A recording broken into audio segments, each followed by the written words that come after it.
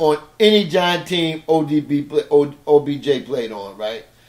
You ask anybody that's on that team who was the inspiration of the locker room, and they say it was him. Oh no, the teammates love him. Yeah. The teammates love him.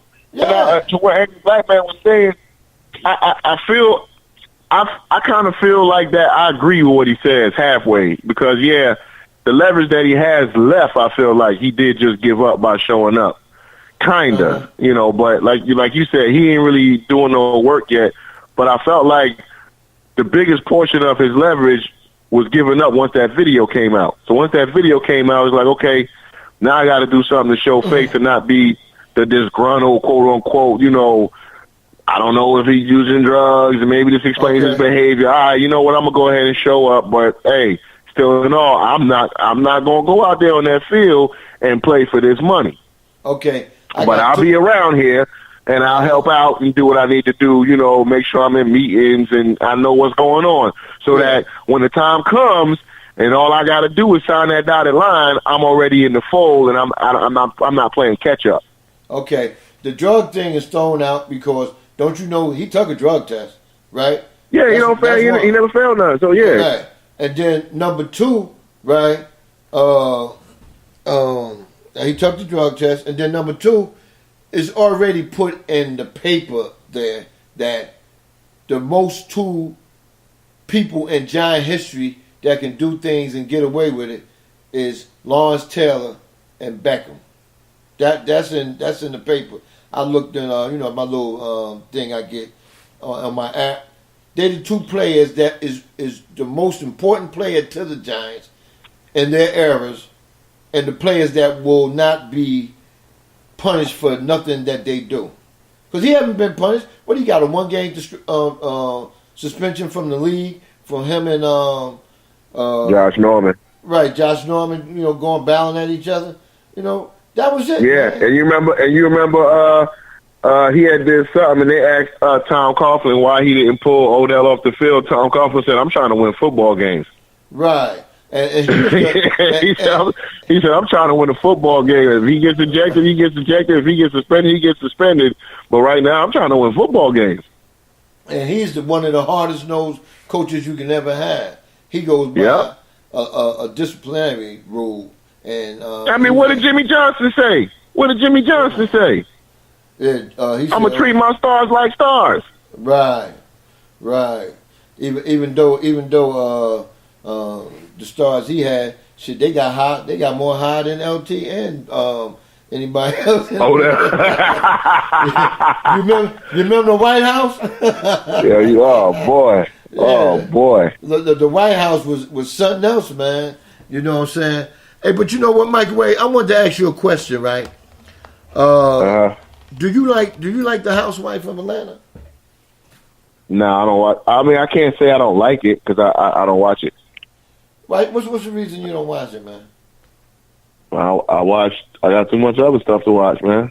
I don't watch it. Oh, okay. Well, name a show that you'll watch over that, and then we'll compare. I ain't watched Ratchet TV since the Ray J show. Oh, I ain't never watched that one. I really didn't give a fuck about Ray J, man. Yeah, see, I was there from the beginning. You know what I'm saying? The Flavor Flav joint. Yeah, I watched that and, one. And the New York chick, and then the Ray J joint, and pretty much I think after the Ray J, I think I did the Real Chance to Love too, and then that was it. After that, I was done. Oh, okay. I got other stuff to do to be watching Ratchet TV, man. I got kids, I got daughters and stuff. You know what I'm saying? I don't want them watching Ratchet TV. I don't watch no damn Ratchet TV. Well, I don't know if you can call it ratchet, but it's good to me, man. Cause, it's ratchet. I watch it, man. I love it. Eddie Mo said he got his ears on, man. But they had the reunion. A black man said my voice getting low when I talk about the Atlanta. Yeah, I'm saying here. Look, if you getting back to your entertainment report, man, that means my segment is over, man. I'm gone, bro. Shit. Oh, okay. I'm glad you came in, Microwave. But I got to finish up my report, man. But I'm glad you came in, and you laid it down. You put it out there. Yeah, I'm a holler, bro. I'm gonna get back in the chat room and talk shit about you doing this damn entertainment report. Whatever, man. But anyway, we should be on Saturday, early Saturday, man. For everybody out there. All right. All right. All right. I'm gonna holler at you later. After you get off air about tomorrow's schedule. Okay, man. Definitely that, bro. All right. All right. All right. All right. Peace. Yeah, that was a microwave patty cake, man. But for all my entertainment fans out there, Eddie Mo, Queen, Thorny, Grego, we gonna talk about this housewife reunion last night. It got pretty goddamn deep last night, boy. And the reason I say it got deep, it started off with Candy want to know why every time people have their own little problems, it all reflects back to, well, Candy went through. Candy said, why I gotta always go through what I went through? Candy trying to let this shit go that Portia put out there. Portia and old girl that used to be the lawyer that got kicked off the show, Phaedra. Yeah, Phaedra back down and probably doing law in Midtown and back and forth to Athens down there with a mama and them, right? But anyway, they put something out there about Todd was trying to rape Portia, and then Portia put out there that they was on drugs. They was trying to drug Portia. You know what I'm saying? So Candy made a good statement last night. She said, I don't want to continue talking about Portia. I'll treat Portia as she want to be treated because she almost brought my brand that I built down with that bullshit she was saying last year. Now that I got my brand back up, yeah, I think I'm a superwoman because I got my brand back where it needs to be at, and it's not going to be destroyed by nobody else. And big up to Candy Burrs. I used to be in love with Candy, man. That's real. But big up to Candy Burrs for doing what she did. Yeah, we're going a little over, man. Jeff Fox going to be a little late coming on. So I'm going to go over like another 15 minutes and whatnot because I want to finish this entertainment report, right? And, you know, I feel the same way. I ain't letting no motherfucker bring, Chief Rocka brand down, So let's move on to another segment that went on in there. Everybody know Kenya Moore used to be Miss USA, one of them pageants she was in.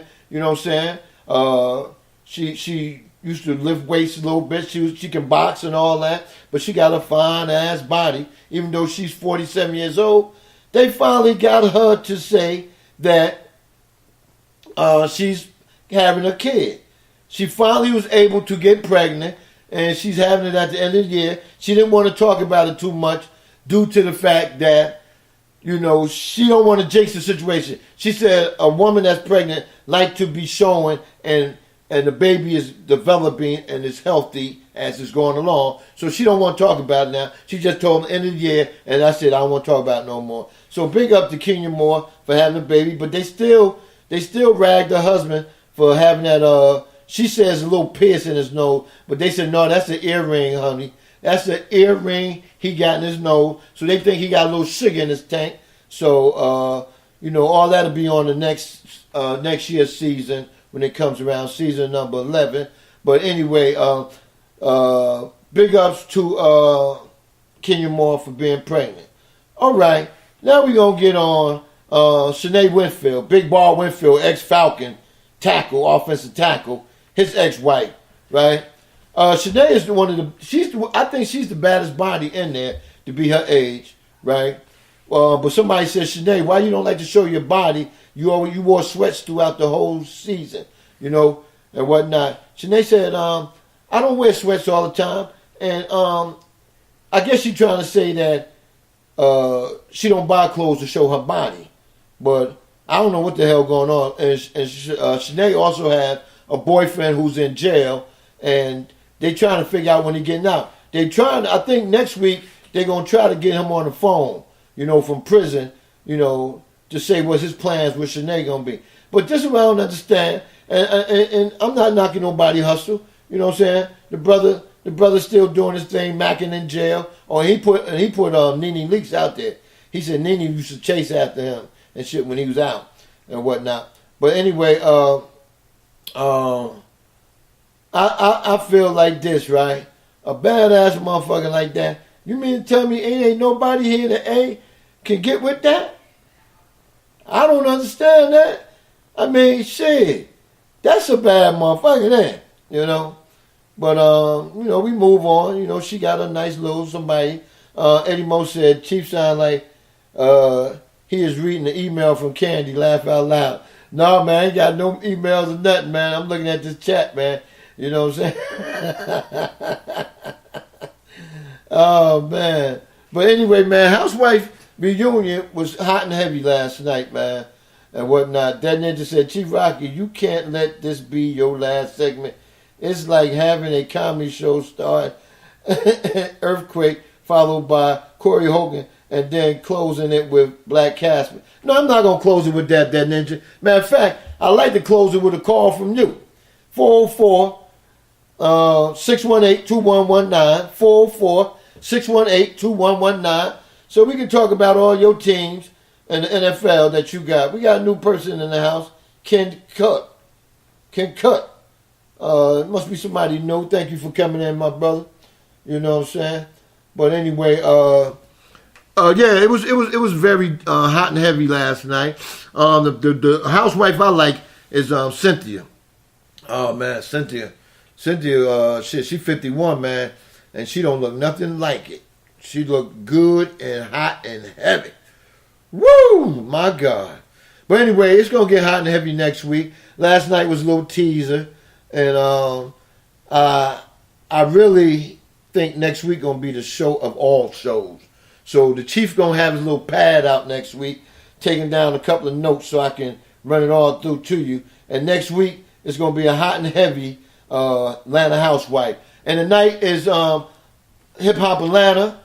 This is my favorite show right here. All my people here gonna be on there, and I'll be talking about tomorrow. The Chief come on tomorrow from 10 to 12 if the schedule don't change. But I'll be talking about Hip Hop Atlanta tomorrow. So be tuned, and don't forget that your entertainment report will be coming in. The entertainment report is sponsored by Lazy Boy Chair. Lazy Boy Chair with the lazy intern laying in it and whatnot. My intern, Lazy Boy. Get you a Lazy Boy chair and you'll get that lazy intern with it. Alright, that's it for the entertainment report. Alright, so before I get off, I'm gonna do another 15 minutes, right? Before I get off, man, we're gonna go ahead on here and talk about these goddamn, this camps open back up, football back already, people. Yeah, man, Super Bowl was just in February. First weekend of February. And here it is, just the first week of April, going into the second week of April, going to the second week of April. And football's already back, man. You got these OTAs coming up. You got the mini camps coming up, and then you got the draft in 2 weeks. And Tiffany said, Chief, her name is Cherie. Sheree. I said Sheree. That's her name. But you said Cherie. Well, whatever it is, Tiff. I mean, goddamn. I mean, we know. I mean, shoot. She's a fine motherfucker. Let's just put it that way, all right? But anyway, the draft will be here in 2 weeks. And the thing about it is, man, they starting all these little workouts with the veteran players and whatnot before the rookies come and not. So my thing is, I don't understand how they do this, right? You put the draft back so far, you talk about all these people that should be from 1 to 10, you're pushing these quarterbacks that I don't really think too many teams that's up at the top really want, So my thing is, what's going to happen? Nobody knows what's going to happen. People stop trying to put out there what they want to do because a lot of people putting speculation in the paper saying a team going to do this, team going to do that, team going to do this, team going to do that. To now, whatever team going to do is between the general manager and the owner. The coaches don't have nothing to do with players right now until they get into that war room the day of the draft. Right now, general managers and owners are the only ones discussing what they're going to do with their draft pick. Should we trade and move up? Or what is going to happen? It's going to be a lot of wheeling and dealing going on. But I'm going to tell y'all like this, and you're hearing it from the Chief right now. If we don't get Barkley, if Barkley don't fall into our lap on the second pick, we're trading that pick. And to the team that I don't want to mention their name right now, but we trading that pick to this team because we're going to get some good shit from it. So, you know, just